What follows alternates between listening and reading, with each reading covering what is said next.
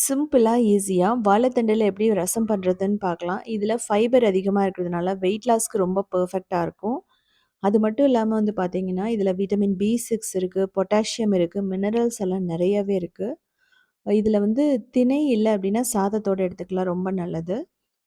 Kidney stone இருக்கிறவங்க கண்டிப்பா இத சாப்பிடணும். நீங்க தக்காளி இல்லாம எடுத்துக்கிறது நல்லது. இதுக்கு முதல்ல வாழைத்தண்டு நல்லா வாழைத்தண்டு எடுத்துக்கிட்டு அதனோட இந்த ஹார்டான பார்ட்டெல்லாம் ரிமூவ் பண்ணிடணும். அதுக்கப்புறம் ஒண்ணு ஷைனிங்கா இருக்கும். அதையுமே நீங்க ரிமூவ் பண்ணிடுங்க. ஸோ இந்த ஸ்டேஜில நம்ம வந்து கொஞ்சம் தான் அந்த வாழைத்தண்டு கிடைக்கும் கடைசியா. இதில வந்து பார்த்தீங்கன்னா, இந்த மாரி நம்ம கத்தி யூஸ் பண்ணோம்னா, ஈஸியா அந்த வாழை நார் வந்து நம்ம எடுத்துடலாம். ஸ்மூத்தான கத்தி யூஸ் பண்ணாதீங்க. இந்த நார் எடுக்கிறதுனால என்னன்னா, குழந்தைகளுக்கு சாப்பிடுறதுக்கு ஈஸியா இருக்கும். கண்டிப்பா இத ரிமூவ் பண்ணிட்டு தான், நம்ம ரசமா இருக்கட்டும், பொரியல் எல்லாத்துக்குமே பச்சடிக்கு கூட நம்ம யூஸ் பண்ணணும். ஸோ இது வந்து பார்த்தீங்கன்னா, பேட் கொலஸ்ட்ரால வந்து ரெட்யூஸ் பண்ணும். அது மட்டும் இல்லாம சுகர் லெவல்ஸா இருக்கட்டும், இதில வந்து நிறைய தண்ணி சத்து தான் இருக்கும். ஃபைபரும் தண்ணியும் தான் இருக்கும். ஸோ அதனால கண்டிப்பா எல்லாருமே எடுத்துக்கலாம். பெரியவங்கள்லேருந்து குழந்தையர் வரைக்கும் எடுத்துக்கிறது ரொம்ப நல்லது. ஈஸியா வந்துடும். ஸோ நான் பிகினர்ஸ்க்காக நான் காட்டுறேன். பேச்சுலர்ஸ் கூட ஈஸியா பண்ணிடலாம். ஸோ டேப்லெட் எல்லாம் அதிகமா நம்ம சாப்பிட்டுட்டு இருக்கும்போது, இன்கேஸ் சாப்பிட்றவங்களுக்கு இந்த மாரி வாழைத்தண்டை மந்த்லி ட்வைஸ் எடுத்துக்கிறது ரொம்ப நல்லது கூட.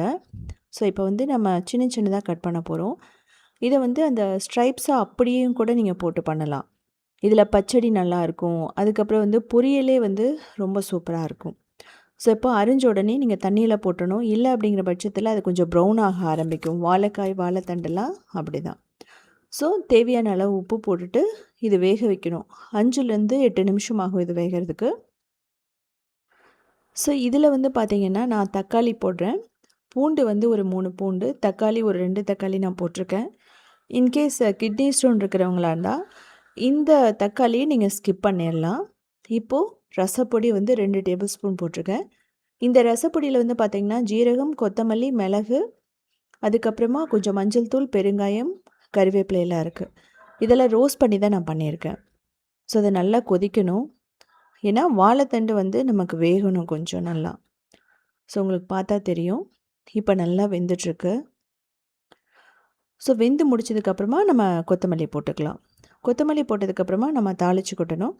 நான் தேங்காய் எண்ணெய் தான் யூஸ் பண்ணியிருக்கேன். கடுகு, ஜீரகம், அதுக்கப்புறமா வரமிளகாய், பெருங்காயம், கறிவேப்பிலை அவ்வளோதான். இதை தாளித்து நம்ம போட்டுருவோம். இது செய்கிறதுக்கு 10 நிமிஷம் தான் ஆகும். சாதத்தோட நல்லா மேட்ச் ஆகும். அது மட்டும் இல்லாமல் சிறுதானியத்தோடையும் நல்லா மேட்ச் ஆகும். திணை, வரகு, குலசாமை, பனிவரகோடையெல்லாம் நல்லா மேட்ச் ஆகும். குதிரைவாலியோட ரொம்ப சூப்பராக மேட்ச் ஆகும். அப்படியே கூட நீங்கள் சாப்பிட்லாம். குழந்தைகளுக்கு ஈவினிங்கில் கொடுக்கலாம். ஸோ இதே மாதிரி சிம்பிளான யூனிக்கான ரெசிபிஸ் வேணும் அப்படின்னா நீங்கள் உத்தமி கிச்சனை ஃபாலோ பண்ணலாம். கிரியேட்டிவ் வேர்ல்டுன்னு இன்னொரு சேனலுமே இருக்குது. அதுலேயுமே 2000 ரெசிபிஸ் இருக்குது. சவுத் இண்டியன் ஃபுட்ஸ்.inங்கிற வெப்சைட்டை 19 இயர்ஸ் தான் ரன் பண்ணிட்டுருக்கோம். அதுலேயுமே 8000 ரெசிபிஸ் இருக்குது.